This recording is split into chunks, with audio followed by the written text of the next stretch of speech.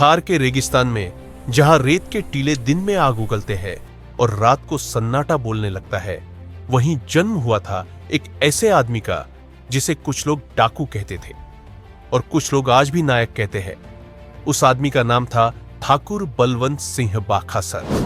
राजस्थान के बाड़मेर जिले का छोटा सा गांव बाखासर, जहां से निकलकर बलवंत सिंह ने ऐसा जीवन जिया जो आज भी लोगों को हैरान कर देता है।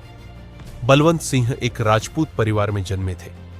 बचपन से ही उनमें डर नाम की कोई चीज नहीं थी। रेगिस्तान, बंदूक और आजादी, यही उनकी दुनिया थी।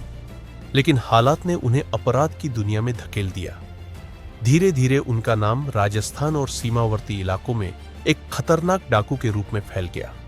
सरकार उन्हें पकड़ना चाहती थी, पुलिस उनके पीछे थी, लेकिन रेगिस्तान उनका घर था। हर पगडंडी, हर टीला, हर रास्ता बलवंत सिंह को याद था।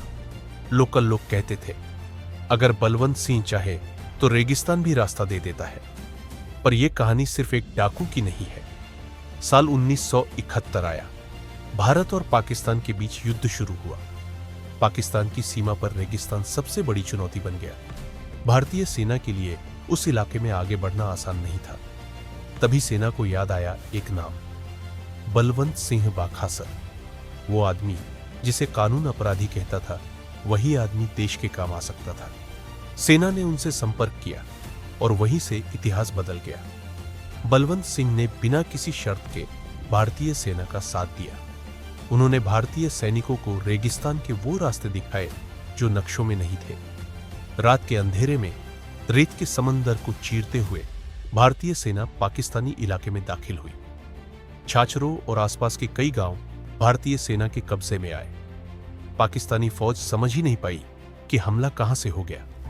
इस पूरे ऑपरेशन में बलवंत सिंह की भूमिका बेहद अहम थी।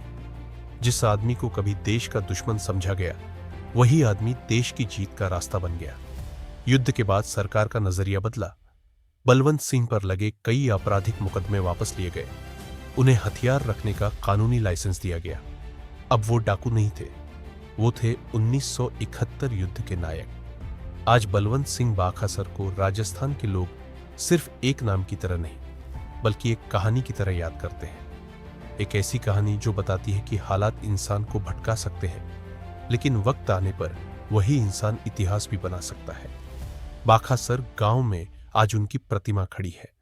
रेगिस्तान की हवा जब उस प्रतिमा से टकराती है तो ऐसा लगता है जैसे कोई कह रहा हो, मैं गलत था, लेकिन जब देश ने पुकारा तो पीछे नहीं हटा। ठाकुर बलवंत सिंह बाखासर डाकू नहीं, बल्कि रेगिस्तान का वो बेटा था जो आखिरकार भारत के काम आया।